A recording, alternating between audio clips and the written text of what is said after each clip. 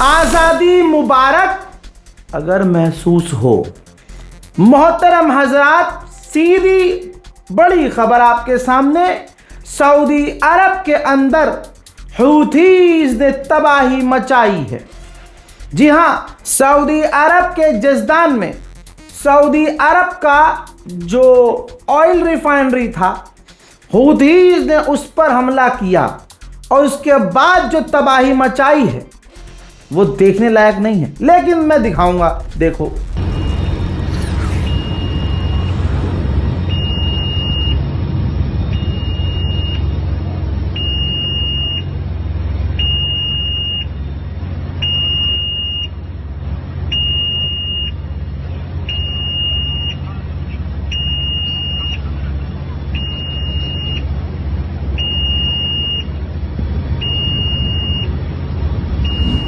ठीक इसी तरह से हूथीज ने यमन के अल मुखा जो पोर्ट है, जो यमन की सरकार के कंट्रोल में है, वहां हमला किया है। यह भी दिखाऊंगा।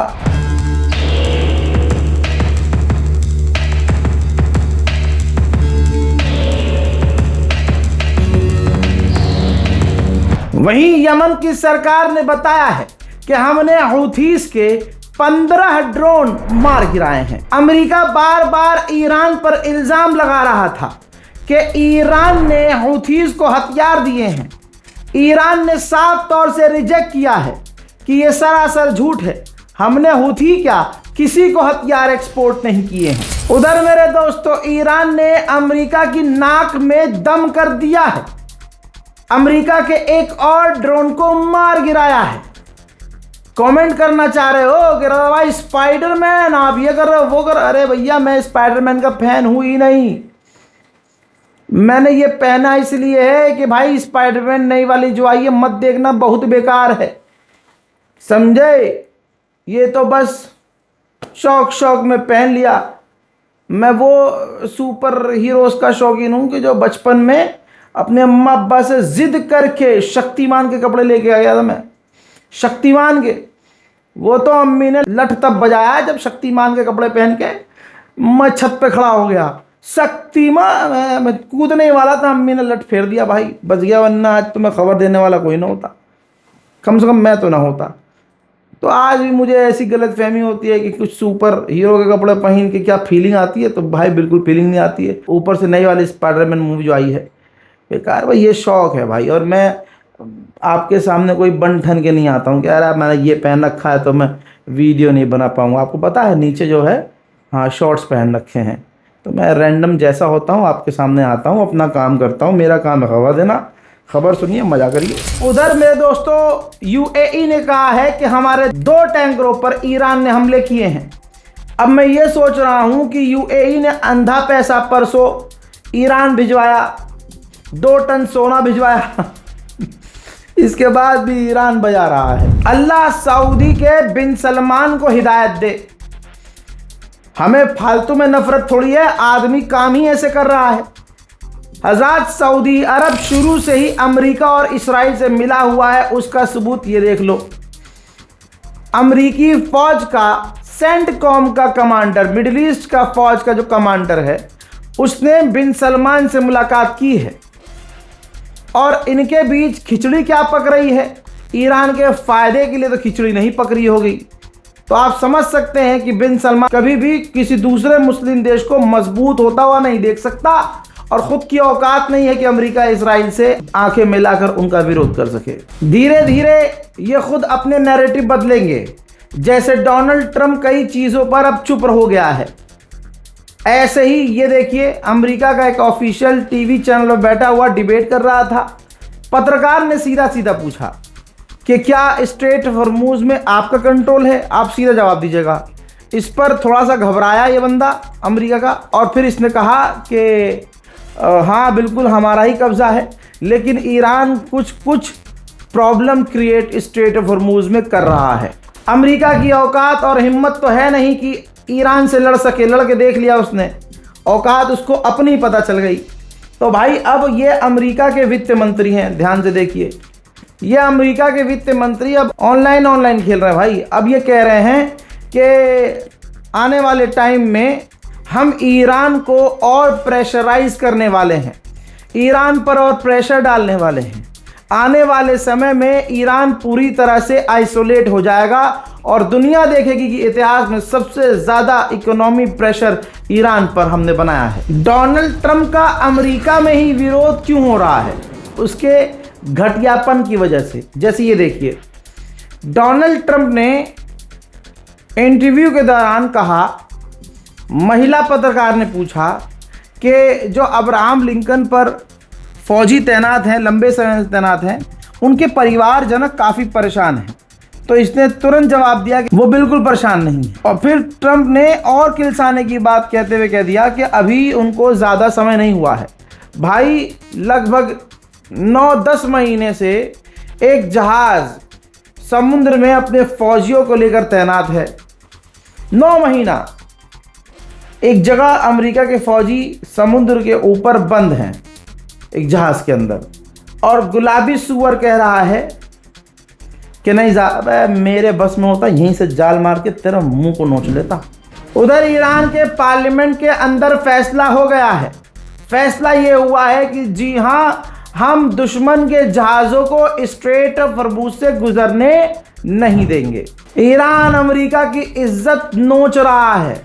क्या इज्जत लूट रहा है अमेरिका की बेहतरीन तरीके से। ये देखिए, सारी इज्जत उतार रहा है। अब ईरान ने अपने गवर्नमेंट रिपोर्टर्स को, टीवी चैनल्स को उन जगह भेज दिया जहां अमेरिका के फाइटर जेट के मलबे पड़े हैं, जहां अमेरिका के ड्रोन के, हथियारों के अलग अलग तमाम मलबे, जहाज़ों के मलबे पड़े हैं।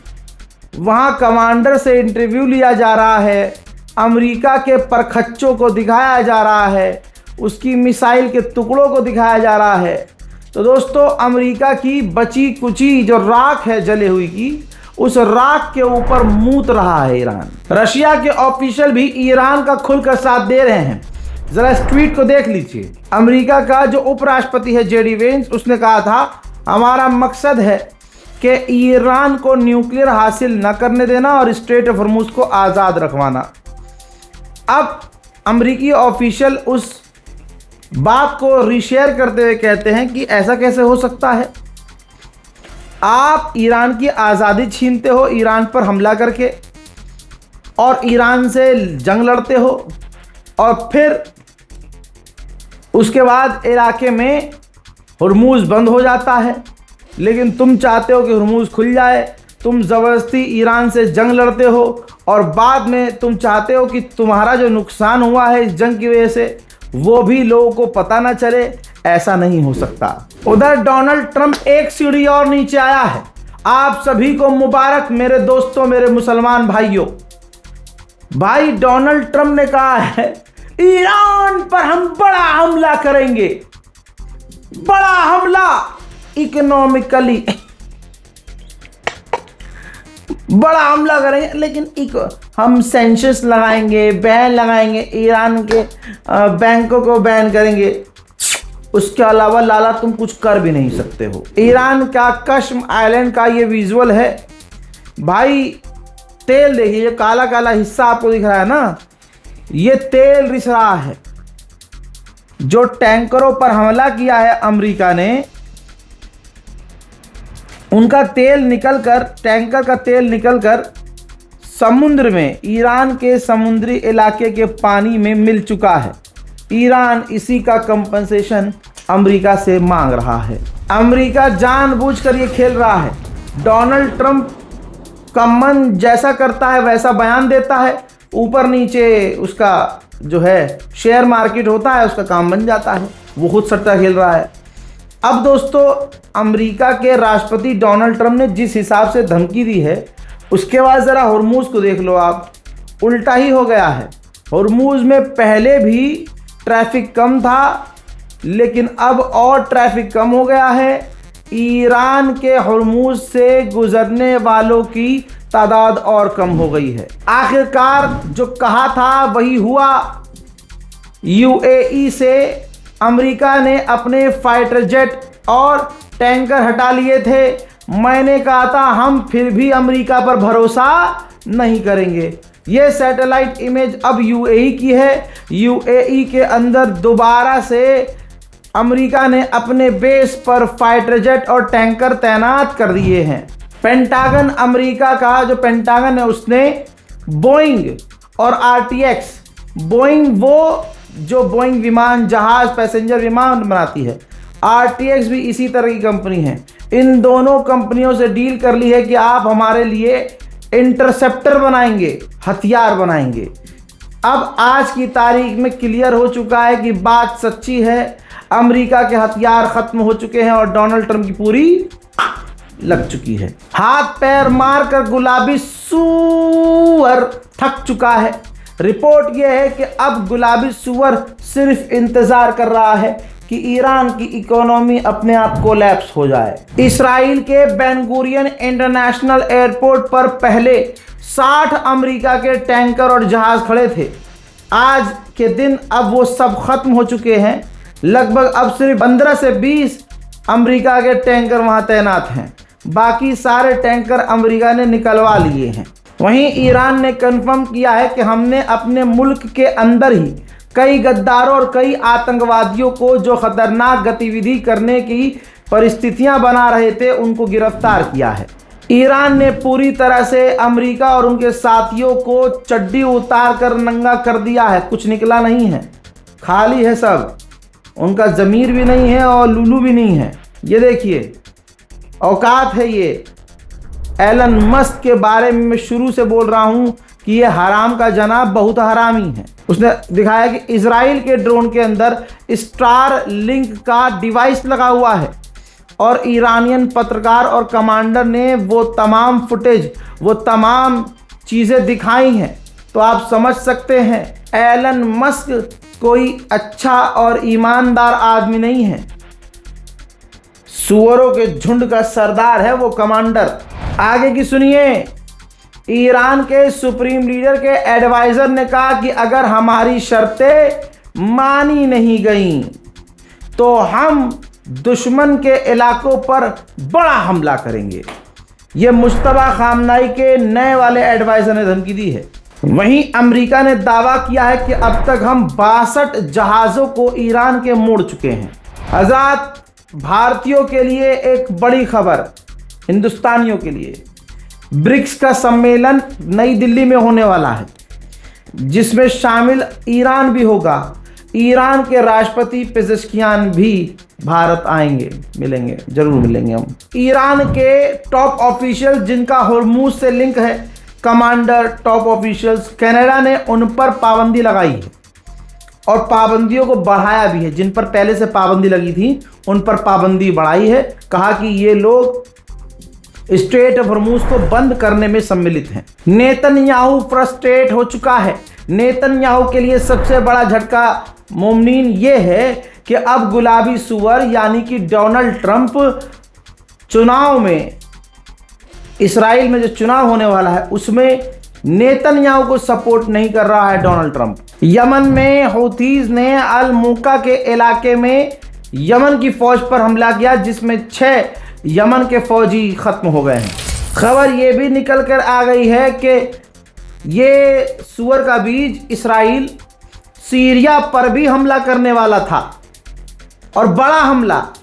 गुलाबी सुअर को जब यह पता चला तो बेचारे ने फ़ोन किया, धमकाया, डराया, रिक्वेस्ट की इसराइल के आगे, तब जाकर सीरिया पर इसराइल ने हमले को रोक दिया। उधर इसराइल तो इसराइल है, यहाँ नहीं तो कहीं और। लेबनान पर आज फिर से इसराइल ने हमला किया है, देख लो।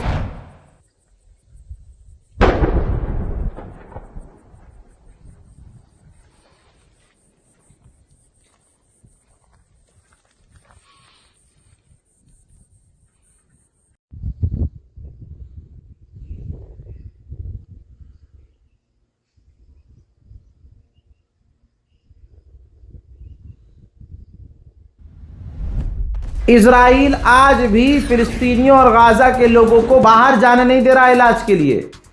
ऐसे 1700 घायल फिलिस्तीनी जो बिना इलाज के तड़प तड़प कर घुट घुट कर शहीद हो गए। इजराइल के फाइनेंस मिनिस्टर ने डोनाल्ड ट्रंप के मुंह में मूतते हुए कहा कि चाहे कुछ भी हो जाए, हम गाजा, सीरिया, लेबनान से बाहर नहीं निकलेंगे, वहीं रहेंगे चाहे जो मर्जी हो जाए। अब सुनते चलिए कि अमेरिका और इजराइल के बीच तनाव एक बात का और हो चुका है। फिलिस्तीन के वेस्ट बैंक, ध्यान से सुन लीजिएगा आप। फिलिस्तीन में एक परिवार था जिसमें 15 लोग थे, 2 बच्चे भी थे।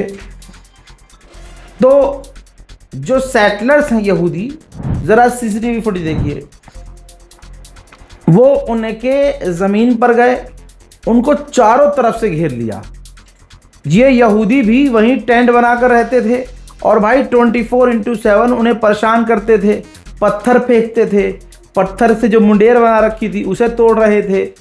बार बार कई दिन तक ये उन्हें परेशान करते रहे ताकि वो फिलिस्तीनी अपनी ज़मीन छोड़कर भाग जाएं, लेकिन वो नहीं गए। बाद में जब ये मामला बहुत हाईलाइट हो गया, जब इन्वेस्टिगेशन हुई, तो वो जो फिलिस्तीनी थे वो अमरीकी फिलिस्तीनी थे, जिनके पास अमेरिका की भी नागरिकता थी और फिलिस्तीन की भी नागरिकता थी। अब जब अमेरिका को ये पता चला, तो अमेरिका तो अपने नागरिकों के लिए आपको पता है बड़ा लॉयल है, तो भाई अमेरिका ने निंदा की इसकी कि ये तो बड़ा गलत हो रहा है, ये तो गलत है, ये बर्दाश्त नहीं किया जाएगा। जिसके बाद अमेरिका का जो एनवॉय है, वो जो इस्राइल में है, अमेरिका का एनवॉय, वो भी भड़का। उसने कहा भाई ये अमेरिकी हमारे लोग हैं और तुम्हारे ये लोग सेटलर्स कर रहे हैं, ये तो आतंकवादी हैं या आतंक वाला काम कर रहे हैं। अब जब मामला इस लेवल पर बड़ा हो गया, तो भाई इजराइल की गवर्नमेंट ने अपनी फौज भेजी और अपने सेटलर्स को वहाँ से हटवाया। बहुत गंद फैल गई है भाई, बहुत ज़्यादा फैल गया, हटो यहाँ से। फिर उसके बाद डोनाल्ड ट्रंप की सरकार नेतन्याहू पर प्रेशर बनाने लगी कि इस कांड के लिए माफ़ी मांगो, लेकिन नेतन्याहू तो नेतन्याहू है। मामला यहाँ अटका हुआ है कि नेतन्याहू ऑफिशियली इसकी माफ़ी, इस कांड की माफ़ी नहीं मांग रहा है। यहाँ तक कि इसके बाद जब रिपोर्टर्स, ये देखिए, जब रिपोर्टर्स, एक्टिविस्ट उस फिलिस्तीनी अमरीकी के घर पहुँचने की कोशिश कर रहे हैं, तो चारों तरफ से मिलिट्री ने उन्हें घेर लिया है। यहूदी फौजी, इस्राइल की फौज एक्टिविस्ट को, पत्रकारों को उनके घर तक पहुंचने नहीं दे रही है। गुलाबी सुअर सोकर उठा, पता नहीं कौन से नशे में था। फिर स्पीच देते हुए उसने कह दिया कि बहुत जल्द मैं ऐलान करने वाला हूं कि स्ट्रेट ऑफ हॉर्मुज़ हमारा है। मैं आज ऐलान कर देता हूं कि पाकिस्तान हमारा है, मोहम्मद रज़ा का पाकिस्तान है, पूरा पाकिस्तान मोहम्मद रज़ा का है, हिंदुस्तान का हिस्सा है। महात्मा गांधी और जिन्ना, उन दोनों ने मिलकर जो फैसला लिया बॉर्डर बनाने का, अलग करने का, मैं नहीं मानता। न महात्मा गांधी की इस बात को मैं मानता, न जिन्ना की इस बात को मैं मानता। अब बताओ, मानना ना मानना तो हमारे हाथ में है ना। तो मतलब नींद से उठ के कोई भी ऐलान कर दोगे तो वो मान लिया जाएगा। गुलाबी सुअर की यही ज़िंदगी है। इतना भाई ये घमंडी आदमी हैं डोनाल्ड ट्रंप की, उसी स्पीच में कह रहा है कि अगर गैस तेल थोड़ा महंगा मिल रहा है तो क्या ही प्रॉब्लम है, मैं ईरान के साथ जो कर रहा हूँ सही है। बिल्कुल मोदी वाला स्टाइल है कि कल को मोदी भी खड़ा होकर कह सकता है, भाई बहनों अगर महंगाई है तो क्या हुआ, मुल्लों की चूड़ी टाइट तो हो रही है ना। और हिंदू कहेंगे हाँ। अब आजकल यही हो गया है, मॉल के अंदर जाओ, आप ट्रेन के अंदर जाओ, 5 स्टार होटल में जाओ, गरीब की टपरी पे जाओ, आपको हर हिंदू मुसलमान से नफरत करने वाला मिलेगा। वो हिंदू जिसका कनेक्शन मोदी से होगा, योगी से होगा, बीजेपी से। वो भाई हिंदू तो वो भी था जिसने मेरी जान बचाई। जी हाँ, मेरी जान बचाने वाला। जब शिया सुन्नी दंगा हुआ था उत्तर प्रदेश में आज से 15-20 साल पहले, तो मेरी जान बचा, मैं और मेरी मम्मा की जान बचाने वाला हिंदू था भाई। वहाँ उनमें कास्ट होती है एक धोबी, और कहा जाता, मतलब उनको जो नाम नहीं बताऊंगा, अब तो वो स्वर्गवासी हो गए हैं भाई। वो अंकल ने हमें बचाया, उस पूरे गांव से गोली और बमबारी के बीच हमें निकाला। फिर हम दूसरी जगह, उन्होंने हमें बस पे चढ़ाया। तो भाई अच्छा, मेरा दोस्त वरुण वो इस बार भी कावड़ लेके गया, आया, गले मिला, साथ में हम बैठे। तो भाई ये जो बीजेपी वाले हिंदू है ना, ये खतरनाक है। बिल्कुल मोदी जी जैसा अंदाज इस गुलाबी सुअर का है। तभी तो अंजना ओम मोदी जी ने कहा था कि जब दोनों स्टेज पे आते हैं तब बिजली कड़कती है, बिजली। लेकिन ये बताना भूल गई बाजी कि बिजली इसके सीने में कड़कती है। और ऐसी और भी जो बीजेपी की महिलाएं हैं, बीजेपी के जो समर्थक हैं, उनके दिल में ही बिजली कड़कती है। बाकी सब तो पूरे बेड़ा गर्क हो रहा है भाई। बहरहाल ईरान स्पेशल रिपोर्ट में फिलहाल के लिए इतना ही। इस रिपोर्ट को शेयर कीजिए, अपनी राय कमेंट में लिखिए। जय हिंद।